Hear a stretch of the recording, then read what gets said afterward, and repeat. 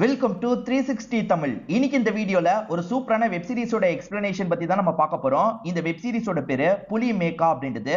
இது ஒரு பக்கவான crime thriller web சீரிஸ்னு சொல்லலாம். முதல்ல இந்த வெப் சீரிஸோட பிளாட்டை பத்தி நான் சொல்றேன். அது என்னன்னு பாத்தீங்கன்னா, அடுத்தடுத்து தொடர்ச்சியா ஒரே பேட்டர்ன்ல கொலை நடக்குது. மிருக மாதிரியான ட்ரெஸ் போட்ட ஒருத்தன் தான் இந்த கொலையெல்லாம் பண்ணிட்டு இருக்கான். அவன் எதுக்காக இந்த கொலையெல்லாம் பண்ணிட்டு இருக்கான், கொலை பண்ணிட்டு இருக்கிறது யாரு என்னன்ற மாதிரி நம்ம இன்ஸ்பெக்டர் விசாரிக்கிறாங்க. அதாவது ஹீரோயினான நம்ம இன்ஸ்பெக்டர் லேடி விசாரிக்கிறாங்க. நம்ம ஹீரோவை பொறுத்த வரைக்கும் ஃபாரன்சிக் எக்ஸ்பர்ட்டா இருப்பாரு. இவங்களுக்கு ஹெல்ப்லாம் பண்ணிட்டு இருக்காரு. இவங்க எல்லாம் டீமா சேர்ந்து குற்றவாளியை தேடிட்டு இருக்காங்க. அந்த குற்றவாளியை கண்டுபிடிச்சாங்களா இல்லையான்னு சொல்றது தான் சீரிஸோட கதையா இருக்கும். நீங்க எதிர்பார்க்காத நிறைய ட்விஸ்ட் அண்ட் டர்ன்ஸ்லாம் இந்த கதையில வச்சிருப்பாங்க.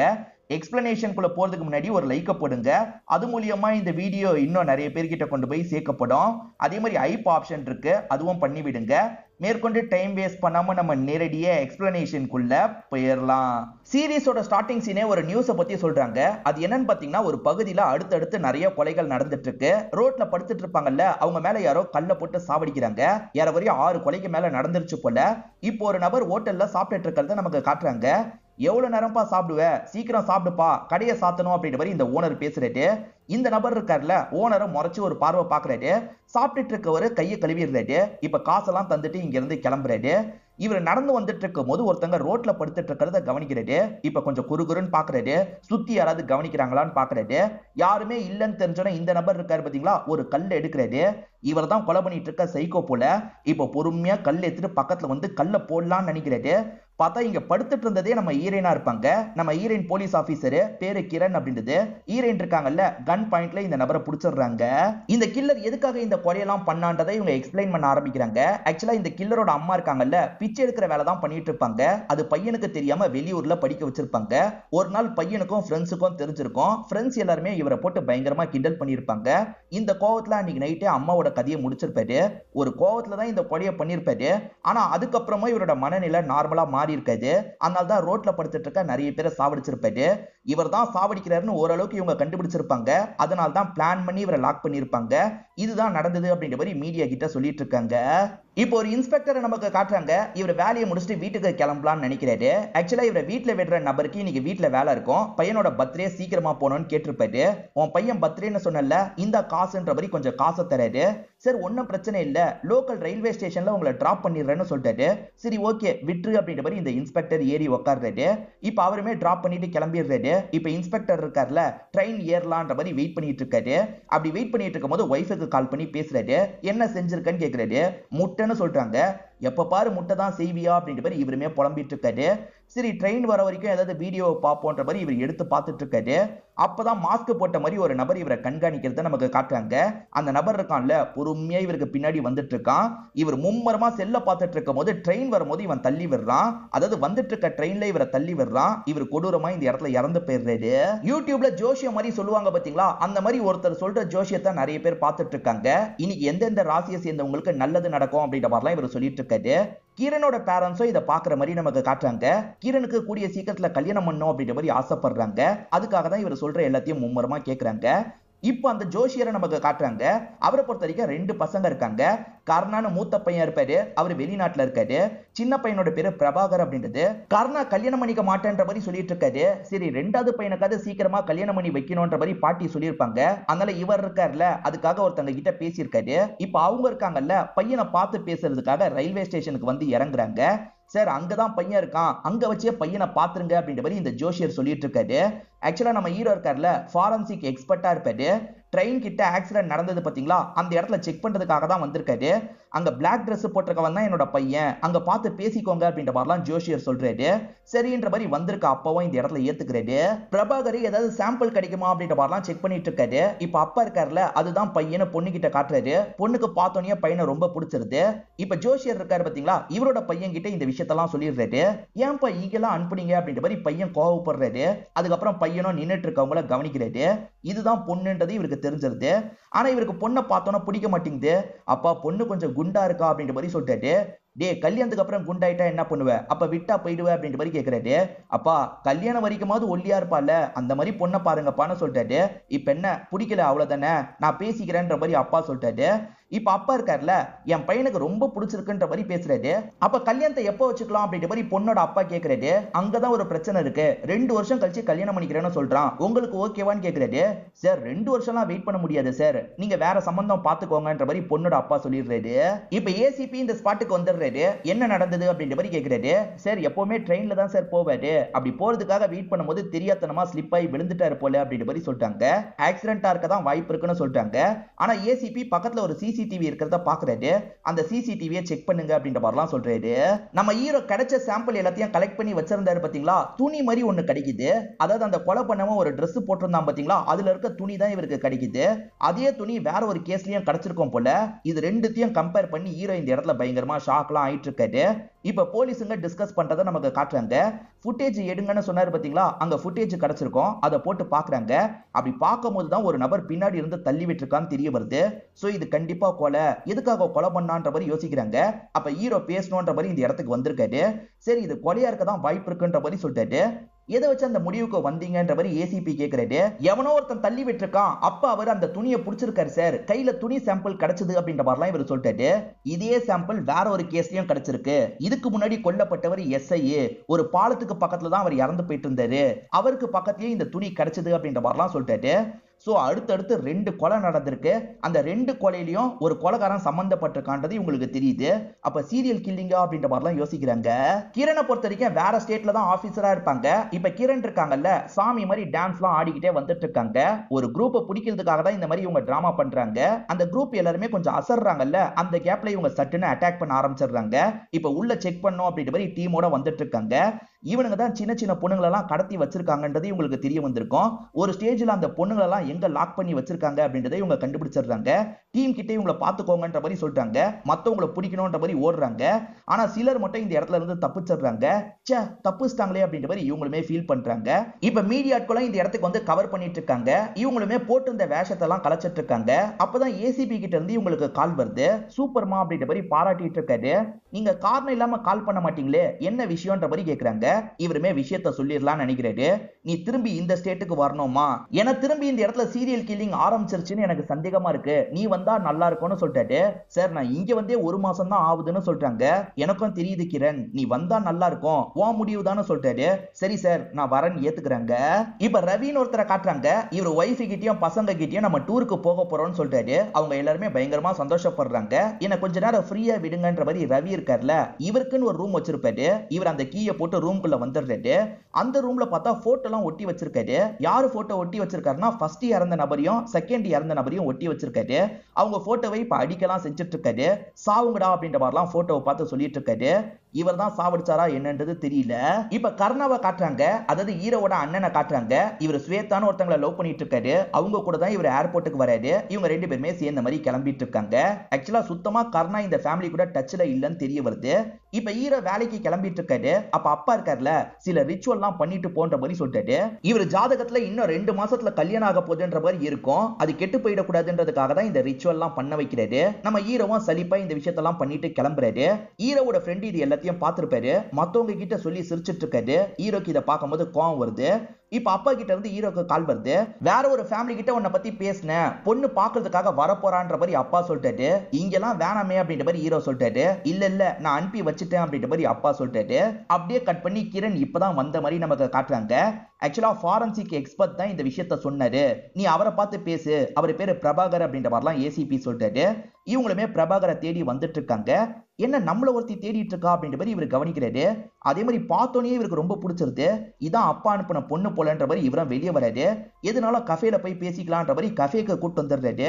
எதுக்கு இங்க கூட்டு வந்திருக்கான்ற மாதிரி யோசிக்கிறாங்க. இவரை இவங்களை பத்தி டீட்டெயிலாம் கேட்டுட்டு இருக்காரு. என்ன டீட்டெயிலாம் கேட்கறான்னு யோசிக்கிறாங்க. அப்ப வேற ஒரு லேடி போலீஸ் இருக்காங்கல்ல, எப்படி இருக்கீங்க மேடம்னு பேசுறாங்க. அப்பதான் இவங்க வந்திருக்க ஆபீசர்னு இவருக்கு தெரிய வருது. இவரை பார்க்க வந்த பொண்ணு இப்பதான் வராங்க. இவருக்கு அந்த பொண்ணை பிடிக்கல, இந்த கிரணை பிடிக்க ஆரம்பிச்சிருது. இந்த கிரணோட பேரண்ட்ஸை பொறுத்த வரைக்கும் இந்த ஸ்டேட்ல தான் இருப்பாங்க. இவங்க திங்ஸ் எல்லாம் எடுத்துட்டு வந்துடுறாங்க.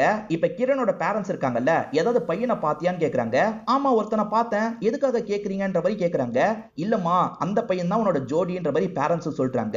உன் பேக்கெட்ல கொஞ்சம் வெந்தயத்தை வச்சா நீ நினைச்ச பையனை பாத்துருவன்ற மாதிரி சொன்னாங்க, அதனால தான் வச்சோன்ற மாதிரி பேரண்ட்ஸ் சொல்றாங்க. இதெல்லாம் கிரணுக்கு சுத்தமா நம்பிக்கை இல்ல, இந்த மாதிரிலாம் பண்ணாதீங்கன்னு பேரண்ட்ஸ் கிட்ட கோவப்படுறாங்க. இப்ப ஹீரோ கிட்ட அனுப்புன பொண்ணை பிடிச்சிருந்ததா அப்படின்ற மாதிரி அப்பா கேக்குறாரு. இல்லப்பா எனக்கு அந்த பொண்ணை பிடிக்கல, ஆனா வேற ஒரு பொண்ணை எனக்கு பிடிக்க ஆரம்பிச்சிருச்சு அப்படின்ற மாதிரி சொல்லிட்டாரு. ஏதோ ஒண்ணு, எந்த பொண்ணை பிடிச்சாலும் சரி பேசி முடிச்சிடலாம் அப்படின்ற மாதிரி அப்பா சொல்லிட்டாரு. முதல்ல அந்த பொண்ணுக்கு கல்யாணம் ஆயிருச்சா இல்லையான்றதை மட்டும் கொஞ்சம் விசாரிச்சு வச்சுக்கோன்ற மாதிரி சொல்லிட்டாரு. ஹீரோவும் சரின்ற மாதிரிலாம் ஏத்துக்கிறாரு. ஏசிபி இருக்கார்ல, இவங்களுக்காக ஒரு டீமை தந்திருப்பாரு. இப்ப இவங்களுமே டீம்ல இருக்க ஒவ்வொருத்தரை பத்தியா மத்தவங்க கிட்ட சொல்லிட்டு இருக்காங்க. ஒரு லேடி இருக்காங்க, ஒரு 3 ஜென்ஸ் இருக்காங்க. இதை தாண்டி ஹீரோவும் அவரோட அசிஸ்டன்ட்டும் இருக்காங்க. இவங்க தான் டீம்ல அறிமுகப்படுத்திட்டாங்கல்ல, ஏதாவது டவுட் இருந்தா கேளுங்கன்னு கேக்குறாங்க. ஹீரோவும் கேள்வி இருக்குன்ற மாதிரி கையை தூக்குறாரு. என்ன கேள்வின்ற மாதிரி இவங்க கேக்குறாங்க. நீங்க மேரிடா அப்படின்ற மாதிரி இவர் கேக்குறாரு. இப்ப ரொம்ப முக்கியமான்ற மாதிரி இவங்க கோவப்படுறாங்க. எல்லாரும் கலைஞ்சு போங்கன்ற மாதிரி எல்லாரையும் அனுப்பி விடுறாங்க. நீ மட்டும் கேபினுக்கு வான்னு சொல்றாங்க. இப்ப ஹீரோவும் பேசுறதுக்காக கேபினுக்கு வந்துடுறாரு. வந்தவர் திரும்பி அந்த கேள்வியை கேட்கிறாரு. எனக்கு கல்யாணம் ஆனா என்ன, ஆகலனா உனக்கு என்ன, இன்னும் ஆகலன்ற மாதிரி இவங்க சொல்றாங்க. அப்பாடா ஆவலன்ற மாதிரி இவரும் சந்தோஷப்படுறாரு. இது வரைக்கும் 2 பேர் இறந்து போயிருக்காங்கல்ல, அந்த இறந்து போனவங்களோட ஃபேமிலி கிட்ட எல்லாம் பேசி பார்க்கலாம், அவங்க 2 பேருக்கு யார் எதிரியா இருந்திருக்காங்கன்றதை தெரிஞ்சுக்கலாம் அப்படின்ற மாதிரிலாம் இவங்க யோசிக்கிறாங்க. அப்படி பேசி பார்க்கும் போது தான் இவங்களுக்கு சில விஷயங்கள் தெரிய வருது. அந்த 2 பேருக்கும் ஒரு பர்டிகுலர் நபர் கிட்ட சண்டை ஏற்பட்டிருக்கு. அந்த நபர் யாரு என்னன்ற மாதிரி இவங்க டீடைல் எல்லாம் கலெக்ட் பண்றாங்க. நமக்கு ரவின்ற மாதிரி ஒருத்தரை காமிச்சாங்கல்ல, அவருக்கு தான் இவங்க 2 பேர் கூடயும் சண்டை ஏற்பட்டிருக்கு போல. அதை பத்திலாம் இவங்களுமே இங்க இருக்க கிரண் கிட்ட எக்ஸ்பிளைன் பண்ண ஆரம்பிக்கிறாங்க. ஆக்சுவலா இந்த ரவியும் வேற ஒருத்தரும் பார்ட்னரா இருப்பாங்க. சண்டை வந்து பிரிஞ்சிருப்பாங்க. அப்படி பிரியும் போது அது கொஞ்சம் கேஸ் பிரச்சனையா மாறி இருக்கும். அப்படி பிரச்சனை நடக்கும் போது அந்த 2 போலீஸுங்க இருக்காங்கல்ல, ரவியோட பார்ட்னருக்கு சப்போர்ட் பண்ணிருப்பாங்க. இதனால ரவி உங்க 2 பேரை நான் விட மாட்டேன்டா அப்படின்ற மாதிரி கோவமா சொல்லியிருப்பாரு. அதுவும் மீடியா முன்னாடியே கோவமாலாம் சொல்லியிருப்பாரு. அந்த கோவத்தை மனசுல வச்சு இவன் கூட பண்ணிருக்க வாய்ப்பு இருக்குன்னு சொல்லிட்டாங்க. கிரண் இருக்காங்கல்ல, நான் கூட இது சீரியல் கில்லிங்கா இருக்க வாய்ப்பு இல்ல, இப்படிதான் இருக்க வாய்ப்பு இருக்குன்னு நினைச்சேன், இவரை பிடிக்கணும்ன்ற மாதிரி சொல்லிட்டாங்க. நம்மள தேடுறாங்கன்னு தெரிஞ்சோன்னா ரவியும் தலைமறைவா ஒரு வீட்ல ஒளிஞ்சிருக்காரு. இவரோட Facebook ஃப்ரெண்டா ஒருத்தர் இருப்பாரு, அவர் வீட்ல தான் ஒளிஞ்சிருக்காரு. ஆனா அவரோட வைஃப் ரொம்ப பயப்படுறாங்க. எங்க போலீஸ் இவரை தேடிட்டு இருக்காங்க, இவரை போய் வீட்டுக்கு வர வச்சிருக்கீங்களே, அனுப்பி விடுங்கன்ற மாதிரிலாம் சொல்றாங்க. அண்ணா எனக்கு பயமா இருக்கு, நீங்க போங்கன்ற மாதிரி ரவி கிட்டயும் சொல்றாங்க. எப்பனாலும் என் வீட்டுக்கு வாங்க, எல்லாத்தையும் நான் பாத்துக்கிறேன்னு சொன்னேன், நம்பி வந்தேன், இப்படி ஏமாத்திட்டல, சரி நானே பாத்துக்கிறேன்ற மாதிரி இந்த ரவியும் கோவமா இங்க இருந்து கிளம்ப ஆரம்பிக்கிறாரு. ஆக்சுவலா இவர் இங்க தான் இருக்காருன்னு தெரிஞ்சு போலீஸுங்க வந்திருப்பாங்க. ஏன்னா இவர் அடிக்கடி இவர்கிட்ட தான் மெசேஜ்ல பேசியிருப்பாரு. இவங்க நினைச்சது சரியா போயிருது. இப்ப இந்த இடத்துல வச்சு அமுக்கலான்ற மாதிரி இவங்களும் சுத்து போட்டு ரவியை லாக் பண்ணிடுறாங்க. இவங்களுமே கேஸையே முடிச்சிட்டோன்ற மாதிரி நினைக்கிறாங்க. ஏசிபி இருக்கார்ல, கேஸ் எடுத்து 48 மணி நேரம் கூட ஆகல, அதுக்குள்ள கேஸை சால்வ் பண்ணிட்ட, வாழ்த்துக்கள் அப்படின்ற மாதிரிலாம் சொல்லிட்டு இருக்காரு. இப்ப சிவான்ற ஒரு போலீஸை பத்தி யாரோ கால் பண்ணி விசாரிக்கிறாங்க. அவர் வெக்கேஷன் போயிருக்கிறதா இங்க இருக்க ஒரு நபர் சொல்லிட்டாரு. அப்படியே கட் பண்ணி அந்த சிவான்ற ஆபீசரை காட்டுறாங்க. ஒய்ஃபு கூடயும் பொண்ணு கூடயும் இவர் பாட்டு பாடிக்கிட்டே இவரோட கெஸ்ட் ஹவுஸை நோக்கி டிராவல் பண்ணிட்டு இருக்காரு. ஒரு வழியா இவங்க கெஸ்ட் ஹவுஸ்க்கு வந்துடுறாங்க. இப்ப இவங்க எல்லாருமே ஜாலியா வீட்டுக்குள்ள போயிட்டு இருக்காங்க. அப்படியே கேமரா லாங்ல வருது. லாங்ல பார்த்தா கில்லர் நின்னுட்டு இருக்காரு. இவங்க வீட்டையே பார்த்துட்டு இருக்காரு. அடுத்ததா சிவாவை கொல்றது தான் இந்த கில்லரோட பிளான் போல.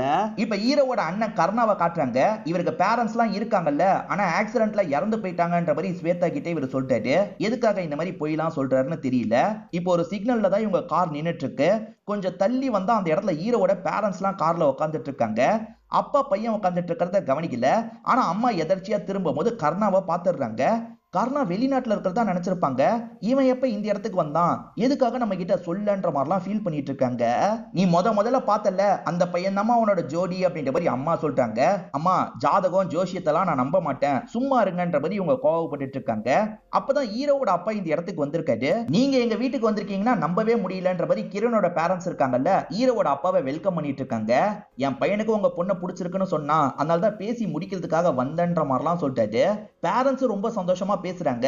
ஆனா கிரணுக்கு இதுல சுத்தமா விருப்பமே கிடையாது. எனக்கு இதுல விருப்பம் இல்லைன்ற மாதிரி நேரடியா சொல்லிடுறாங்க. சரி விடுமா, உன்னோட பேரண்ட்ஸ் கிட்டயாவது கொஞ்ச நேரம் பேசிட்டு போறேன்ற மாதிரி ஹீரோவோட அப்பா பேரண்ட்ஸ் கிட்ட உட்காந்து பேச ஆரம்பிக்கிறாரு. இப்ப இவங்க விசாரணை பண்றதை நமக்கு காட்டுறாங்க. ரவி தான் இந்த கொலையை பண்ணிருக்கான்ற மாதிரி இவங்க விசாரணை பண்றாங்க. சார் என்ன சார் பேசிட்டு இருக்கீங்க, அவங்க மேல கோபம் இருந்தது உண்மைதான், கொல்லணும்னு கூட நினைச்சேன், ஆனா நான் கொலை பண்ணல சார், வேற யாரோ கொலை பண்ணிருக்காங்க, எனக்கும் இதுக்கும் சம்பந்தம் இல்ல அப்படின்ற மாதிரி சொல்லிட்டாரு. ஆனா இவன் தான் பண்ணிருப்பான்னு இவங்க உறுதியா நம்புறாங்க. விசாரிக்கிற விதத்துல விசாரிச்சா உண்மை வந்துரும் யோசிக்கிறாங்க. சிவா இருக்கார்ல, ஃபேமிலி கூட அந்தாக்ஷரி கேம் தான் விளையாடிட்டு இருக்காரு. அப்பன்னு பார்த்து யாரோ காலிங் பெல் அடிக்கிறாங்க. இங்க யார் வந்திருப்பான்ற மாதிரி கதவை திறக்கிறாரு. அந்த இடத்துல பார்த்தா யாரையும் காணோம். என்ன யாரையும் காணோம் அப்படின்ற மாதிரி கொஞ்ச நேரம் அங்கேயே இருக்காரு. இப்ப பொண்ணு அடுத்த பாட்டை நீங்க தான் பாடணும்ன்ற மாதிரி சொல்றா. இவருமே உள்ள வந்து பாட ஆரம்பிக்கிறாரு. அப்படி பாடிட்டு இருக்கும்போது திரும்பி யாரோ காலிங் பெல் அடிக்கிறாங்க. இப்ப யாருன்ற மாதிரிலாம் இவர் யோசிக்கிறாரு. இப்ப நல்லா செக் பண்ணலான்ற மாதிரி சுத்தி முத்தி பார்த்துட்டு இருக்காரு. அப்பதான் லாங்ல அந்த மர்ம நபர் நின்னுட்டு இருக்கான். யார் அது அப்படின்ற மாதிரி இவர் பக்கத்துல வந்துட்டு இருக்காரு. அவன் திடீர்னு பார்த்தா காணாம போயிடுறான். அதுக்குள்ள எங்க போனான்னு யோசிக்கிறாரு. இவருக்கு பின்னாடி தான் அவன் நின்னுட்டு இருக்கான். இவர் திரும்புறாருல, அப்ப ஆயுதத்தை வச்சு இவரோட மண்டையிலேயே ஒரு போடு போடுறான். இவர் இந்த இடத்துல இறந்து போயிடுறாரு. அந்த சமயம் அப்பாவை தேடி பொண்ணு வந்திருப்பா. இந்த கில்லரை பார்த்து பயந்து ஓடுறா.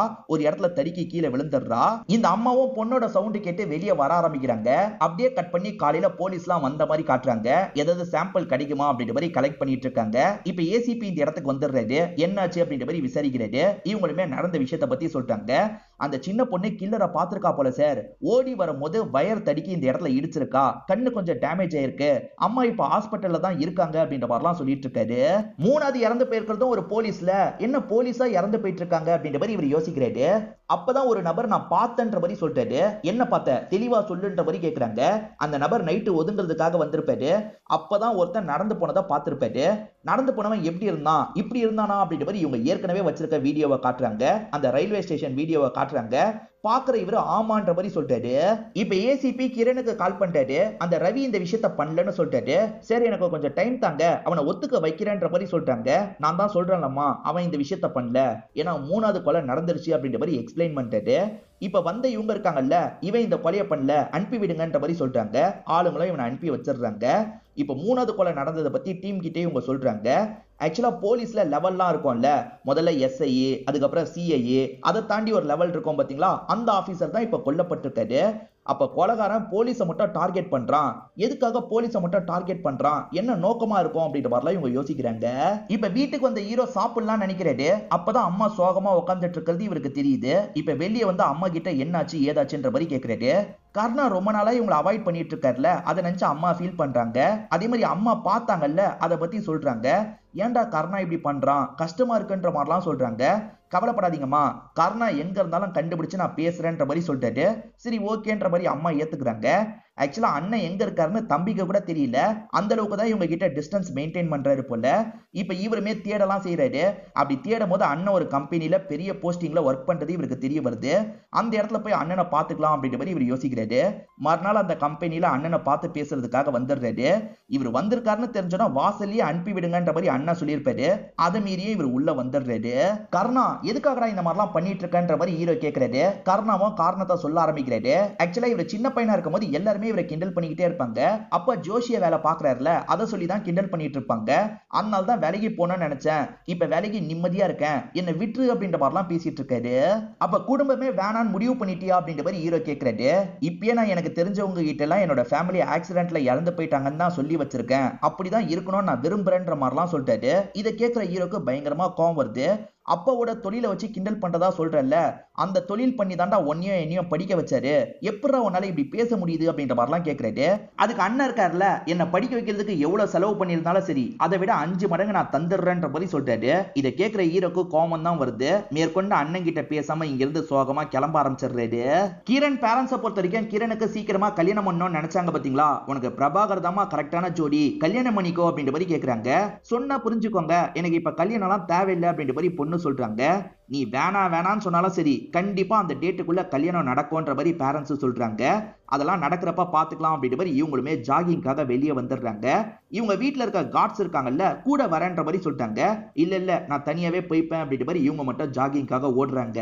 இவங்க வர வழியில கில்லர் இருக்கான் பாத்தீங்களா, இவங்க கதையை முடிக்கிறதுக்காக வெயிட் பண்ணிட்டு இருக்கான். இவங்க வரும் போது அட்டாக் பண்றான். சுதாரிச்சு இவங்க தடுத்துடுறாங்க. இப்ப 2 பேருமே மாத்தி சண்டை போடுறாங்க. அந்த கில்லரை இவங்க அடிக்கலாம் செய்யறாங்க, கில்லரும் அடிக்கலாம் செய்யறான். ஒரு கேப்ல கில்லர் இருக்கான் பாத்தீங்களா, இங்க இருந்து தப்பிச்சு ஓடிடுறான். மிஸ் பண்ணிட்டுமே அப்படின்ற மாதிரி இவங்களுமே இந்த இடத்துல ஃபீல் பண்றாங்க. இப்போ இவங்களோட டீமுக்கு தகவல் பெயர்ந்து டீமை சேர்ந்த எல்லாருமே இந்த இடத்துக்கு வந்துடுறாங்க. குறிப்பா ஏசிபி இருக்கார்ல, இவங்களை பாக்குறதுக்காக இந்த இடத்துக்கு வந்துடுறாரு. தேவையில்லாம உன்னை இந்த கேஸுக்கு நான் கொண்டு வந்து தப்பு பண்ணிட்டேன்னு நினைக்கிறேன் கிரண், இப்போ உன்னோட உயிருக்கே ஆபத்து வர மாதிரி இருக்குன்ற மாதிரி சொல்லிட்டாரு.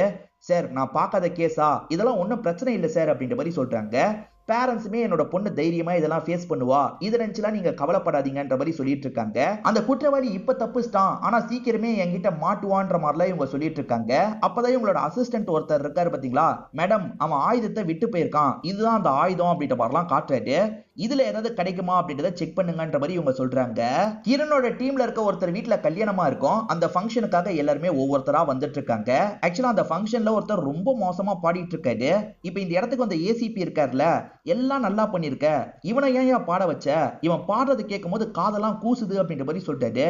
என்ன சார் பண்றது, என் மச்சான் அப்படின்ற மாதிரி இவர் சொல்லிட்டாரு. யோ இந்த மாதிரி மச்சான் இருக்கிற வீட்டுல ஏன் பொண்ணு எடுத்து அப்படின்ற மாதிரி இவரும் கிண்டல்லாம் பண்றாரு. ஈரவும் எப்ப கிரண் வருவாங்கன்ற மாதிரி வெயிட் பண்ணிட்டு இருக்காரு. கிரண் இந்த இடத்துக்கு வந்துடுறாங்க. இப்ப ஏசிபி இருக்காருல, ஏமா என்கிட்ட விஷயத்த சொல்லவே இல்ல பாத்தியா, நீயும் பிரபாகரும் சீக்கிரமா கல்யாணம் பண்ணிக்க போறீங்களாமே அப்படின்ற மாதிரி கேக்குறாரு. சீனியர் கிட்ட இவங்களால எதுவுமே சொல்ல முடியல, லைட்டா ஸ்மைல் மட்டும் பண்றாங்க. இதெல்லாம் ஹீரோவோட வேலைன்னு நினைச்சு ஹீரோவை பார்த்து முறைச்சிட்டு இருக்காங்க. எங்க சத்தியமா நான் இந்த விஷயத்த பண்ணலங்க, என் ஃப்ரெண்டு தான் இதை பண்ணிருக்க வாய்ப்பு இருக்குன்ற மாதிரி சொல்லிட்டாரு. அந்த ஃப்ரெண்டை இப்ப கூப்பிடுறாங்க. நீ தான் இந்த விஷயத்த பண்ணியான்னு கேக்குறாங்க. அவருமே ஆமான்ற மாதிரி ஒத்துக்கிறாரு. இவங்களுமே திட்டிட்டு போறாங்க. ஆனா ஹீரோ இருக்காருல, இன்னைக்கு தான்டா வாழ்க்கையில நீ உருப்படியான வேலை பண்ணிருக்கன்ற மாதிரி ஃப்ரெண்டை பாராட்டுறாரு. இப்ப எல்லாருமே போட்டோ எடுக்கிறதுக்காக டீமா வந்து நிக்கிறாங்க. பிரபாகர் நீ எதுக்காக இங்க நிக்கிற, போய் கிரணுக்கு பக்கத்துல நில்லுன்ற மாதிரி ஏசிபி சொல்றாரு. இப்ப இவருமே சந்தோஷமா இவங்களுக்கு பக்கத்துல வந்து நிக்கிறாரு. இவங்க பார்த்து முறைக்கிறாங்க. இந்த இடத்துல இவருமே ஒரு செல்ஃபி மாதிரி எடுத்துக்கிறாரு. இப்ப கர்ணா ஆபீஸ் முடிச்சுட்டு கிளம்பலாம்னு நினைக்கிறாரு. அம்மா பார்த்தா வாசல்ல நின்னுட்டு இருக்காங்க. அந்த தம்பி சொல்லி தான் வாசல்ல நின்னுட்டு இருக்காங்க போல. என்னம்மா இங்க பண்றீங்க, ஏறுங்க அப்படின்ற மாதிரி கார்ல ஏத்தி இவரும் வீட்டுக்கு கூட்டு வந்துடுறாரு. இப்ப அம்மா இருக்காங்கல்ல, ஏன்டா இப்படி பண்ற, வீட்டுக்கு வான்ற மாதிரி சொல்றாங்க. இல்லம்மா திரும்பி அந்த வீட்டுக்கு மட்டும் என்னால வரவே முடியாதுன்னு சொல்லிட்டாரு. இவர் நிறைய காஸ்ட்லியான பொருள்லாம் ஒரு பேக்ல எடுத்து வைக்கிறாரு. இதெல்லாம் காஸ்ட்லியான பொருள்மா வச்சுக்கோங்கன்ற மாதிரி தராரு. நீ தாண்டா எனக்கு முக்கியம், இந்த பொருள்லாம் தேவையில்லைன்ற மாதிரி அம்மா சொல்றாங்க. இது சார்ந்து இவங்க ரெண்டு பேருமே மாத்தி மாத்தி பேசிட்டு இருக்காங்க. அப்படி பேசிட்டு இருக்கும் போது ஸ்வேதா இந்த இடத்துக்கு வந்துடுறாங்க. யார் இந்த லேடின்ற மாதிரி கேக்குறாங்க. இவர் கொஞ்ச நேரம் பதில் எதுவுமே சொல்லாம இருக்காரு. ஓஹோ வேலைக்காரி கேட்டிருந்தோமே, அந்த வேலைக்காரி தான் வந்திருக்காங்களா, இந்த வேலையெல்லாம் பார்த்துட்டு போக சொல்லு அப்படின்ற மாதிரி ஸ்வேதா சொல்லிட்டு போறாங்க. பையன் எதுவுமே சொல்லாம இருந்தார்ல, அதனால அம்மா செம்மையா அப்செட் ஆயிடுறாங்க. இதுக்கப்புறம் உன் விருப்பம்டா அப்படின்ற மாதிரி அழுதுகிட்டே இங்க இருந்து கிளம்புறாங்க. இவரும் ஃபீலிங்கா அம்மா போறத பாக்குறாரு. இப்ப புதுசா ஒருத்தரை காட்டுறாங்க. இவர் பேரை நம்ம ரமேஷ்னு வச்சுப்போம். இந்த ரமேஷ் ஒரு டாக்டரா இருப்பாரு. இப்போ ஒரு பாருக்கு வந்து இவர் சரக்கு தான் வாங்கிட்டு இருக்காரு. சரக்கு வாங்கினவர் என்ன பண்றாருன்னா ஒரு வீட்டுக்கு வந்துடுறாரு. இந்த வீட்டுல பார்த்தா ஒரு லேடி இருக்காங்கல்ல, இவருக்காக சைட் டிஷ் எல்லாம் ரெடி பண்ணிட்டு இருக்காங்க. இப்ப வந்து இவர்கிட்ட இவங்க கோவப்படுறாங்க. முன்னெல்லாம் மாசத்துக்கு 2 வாட்டியாவது வருவீங்க, இப்பெல்லாம் எப்பயாவது தான் வரீங்க, அவ்வளவுதான் என்ன விடலான்னு முடிவு பண்ணிட்டீங்கல்ல அப்படின்ற மாதிரி கேக்குறாங்க. அதாவது இந்த ரமேஷோட செட்டப் தான் இவங்கன்றது தெரிய வருது. அதெல்லாம் ஒண்ணும் கிடையாது, நீ போய் சைட் டிஷ் எடுத்துட்டு வான்ற மாதிரி சொல்லிட்டாரு. இவங்களுமே எடுத்துட்டு வந்து வச்சிடுறாங்க. இப்ப சேர்ந்து குடிச்சிட்டு இருக்காங்க. திடீர்னு இவரோட காரு சவுண்ட் கொடுக்க ஆரம்பிக்குது. என்ன ஏதுன்னு செக் பண்றதுக்காக வெளியே வராரு. அந்த இடத்துல பார்த்தா யாரையும் காணோம். பசங்க யாராவது தொட்டுட்டு போயிருப்பாங்க போலன்னு யோசிக்கிறாரு. இப்ப திரும்பி உள்ள வந்து சரக்கெல்லாம் அடிக்கிறாரு. இப்ப திரும்பி கார் கிட்ட இருந்து சவுண்ட் கேட்க ஆரம்பிக்குது. இந்த லேடி இருக்காங்கல்ல, பக்கத்துல இருக்க வயசு பசங்க உங்களை கிண்டல் பண்றதுக்காக இப்படி பண்றாங்க போல, இவனுக்கு போய் இப்படி ஒரு பொண்ணான்னு கிண்டல் பண்ணிட்டு இருக்காங்கன்னு சொல்றாங்க. இவருமே இவங்களை திட்டுறாரு. இப்ப வெளியே செக் பண்றதுக்காக வராரு. யாரா இந்த விஷயத்த பண்ணிட்டு இருக்கீங்க, வாங்க வாங்கன்னு சொல்லிட்டாரு. அப்ப கில்லர் இருக்கான்ல, பின்னாடி இருந்து இவரோட மண்டிலே ஒரு போடு போடுறான். இவர் கதையும் முடிச்சிடறான் போல. அடுத்த கொலை நடந்ததை பத்தி ஏசிபிக்கு தெரிய வருது. ஏசிபிக்கு மேல் இடத்துல இருந்து பிரஷர்லாம் வர ஆரம்பிக்குது. இவங்களுமே அந்த நபர் யாரு என்னன்னு விசாரிக்கிறாங்க. இவர் ஒரு டாக்டர் அப்படின்றது தெரிய வருது. அந்த நபர் செட்டப்போட வீட்டுக்கு தான் போயிருக்காருன்ற மாதிரி ஆளுங்க சொல்றாங்க. அவர் போன இடத்துல சிசிடிவி ஃபுட்டேஜ் எல்லாம் கிடைச்சிருக்கும்ல, அது எல்லாத்தையும் இவங்க போட்டு பாக்குறாங்க. அந்த ரமேஷ் ஒரு பார்ல இருந்து சரக்கெல்லாம் வாங்கிட்டு போனாரு பாத்தீங்களா, அப்படி போனதுக்கு அப்புறம் கில்லர் இருக்கான்ல, அவரை ஃபாலோ பண்ண மாதிரிலாம் நமக்கு காட்டுறாங்க. சோ ஃபாலோ பண்ணி பக்காவா பிளான் போட்டு தான் தூக்கி இருக்கான். இதுக்கு முன்னாடி போலீஸை கொலை பண்ணான். போலீஸை மட்டும் இவன் டார்கெட் வைக்கிறான்னு நினைச்சோம், ஆனா இவன் போலீஸை மட்டும் டார்கெட் வைக்கல, ரேண்டமா தான் இந்த விஷயத்த பண்ணிட்டு இருக்கான் போல. இவன் யாருன்றத சீக்கிரமா கண்டுபிடிக்கணும் அப்படின்ற மாதிரி இவங்களும் எல்லார்கிட்டயும் சொல்லிட்டு இருக்காங்க. அர்ணவும் ஒரு பார்ட்டி பிளான் பண்ணிருக்காரு போல. நிறைய பேர் இந்த இடத்துக்கு வந்திருக்காங்க. அவங்க கிட்ட சீக்கிரமே நான் ஸ்வேதாவை கல்யாணம் பண்ணிக்க போறேன் அப்படின்ற மாதிரிலாம் சொல்லிட்டாரு. இப்ப எல்லாருமே சந்தோஷமா இந்த இடத்துல சரக்கெல்லாம் அடிச்சிட்டு இருக்காங்க. இப்ப கிரண் டீமை சேர்ந்தவங்க பயங்கரமா விசாரணை எல்லாம் பண்ணிட்டு இருக்காங்க. அப்பதான் கிரணுக்கு போன் கால் வருது. ஏசிபி தான் கால் பண்ணிருப்பாரு. கிரண், இன்னும் 72 மணி நேரம் தான் உனக்கு டைம் இருக்கு. மேல் இடத்துல இருந்து வர பிரஷரை என்னால தாங்க முடியல. நீ அதுக்குள்ள கேஸ சால்வ் பண்ணும், இல்லனா மாத்த வேண்டிய நிலைமை வந்துரும்ன்ற மாதிரி சொல்லிட்டாரு. இப்ப இவங்களுமே இவங்க ரூம்ல இருக்காங்க. அப்ப ஹீரோ வந்திருக்காரு. ஏதாவது கிடைச்சதா அப்படின்ற மாதிரி இவங்க கேக்குறாங்க. ஆமா மேடம், அந்த கில்லர் யாருன்னே கண்டுபிடிச்சிட்டேன்ற மாதிரி சொல்லிட்டாரு. என்ன சொல்ற, கில்லரை கண்டுபிடிச்சிட்டியான்னு இவங்க ஆச்சரியமா கேக்குறாங்க. ஆமா மேடம், கண்டுபிடிச்சிட்டேன், நீங்க தான் அந்த கில்லர்னு சொல்லிட்டாரு. இப்ப இவங்க அந்த கில்லர் மாதிரி நமக்கும் காட்டுறாங்க. அது உண்மையா என்னன்னு தெரியல. இவங்க மாஸ்க கலெக்டர் மாதிரிலாம் சீன்ஸை நமக்கு காட்டுறாங்க. என்ன உளறிட்டு இருக்கன்ற மாதிரி இவர்கிட்ட கேக்குறாங்க. நான் உளரல மேடம், உண்மையா சொல்றேன்னு சொல்றாரு. 3வது கொலையிலயும் 4வது கொலையிலயும் கிடைச்ச பொருள்லாம் இவர்கிட்ட தந்திருப்பாங்க. செக் பண்ணும்போது ஒரு இயரிங் உடைஞ்ச மாதிரி கிடைச்சிருக்கும். அது உங்களோட இயரிங் அப்படின்ற மாதிரி சொல்லிட்டாரு. இல்ல, இது என்னோட இயரிங் இல்லன்ற மாதிரிலாம் இவங்க சொல்றாங்க. பொய் சொல்லாதீங்க மேடம், இது உங்களோட இயரிங் தான், இப்பதான் நீங்க மாத்திருக்கீங்கன்னு சொல்லிட்டாரு. அதாவது இவர் செல்ஃபி எடுத்தார்ல, அப்ப இந்த இயரிங் தான் போட்டிருப்பாங்க. நீங்க தான் இந்த விஷயத்த பண்ணிருக்கீங்கன்றது தெளிவா தெரிஞ்சிருச்சு. எதுக்காக இந்த விஷயத்த பண்ணீங்க, ஒழுங்கா சொல்லுங்கன்ற மாதிரி கேக்குறாரு. இப்ப இவங்களுமே சில விஷயங்களை சொல்ல ஆரம்பிக்கிறாங்க. அதாவது பிளாஷ்பேக்ல நடந்த ஏதோ ஒரு விஷயத்த சொல்ல ஆரம்பிக்கிறாங்க. இவங்க ஒரு ட்ரெயின்ல படுத்துட்டு இருக்காங்க. அப்ப சில ஆளுங்க அந்த இடத்துக்கு வராங்க. இவங்க படுத்துட்டு இருக்கும் போதே இவங்களை மயக்கமாக்குறதுக்கு ட்ரை எல்லாம் பண்றாங்க. அதுக்கப்புறம் என்ன ஆச்சுன்னு தெரியல. இந்த எபிசோட முடிச்சிடுறாங்க. இப்ப 4 எபிசோட் தான் பார்த்திருக்கோம். இன்னும் 4 எபிசோட் இந்த கதையில இருக்கு. இப்போ வரைக்கும் உங்களுக்கு கதை பிடிச்சிருக்கும்னு நினைக்கிறேன். அடுத்த வீடியோல நம்ம ஃபுல் கதையை முடிச்சிடலாம். இன்னும் லைக் போடாம பார்த்துட்டு இருக்கீங்கன்னா ஒரு லைக்கை போடுங்க. அதே மாதிரி ஐப்போம் பண்ணுங்க. இன்னும் சேனலை சப்ஸ்கிரைப் பண்ணலனா சப்ஸ்கிரைப் பண்ணுங்க. இதே மாதிரி தொடர்ச்சியா வீடியோக்கள் வந்துகிட்டே தான் இருக்கும்.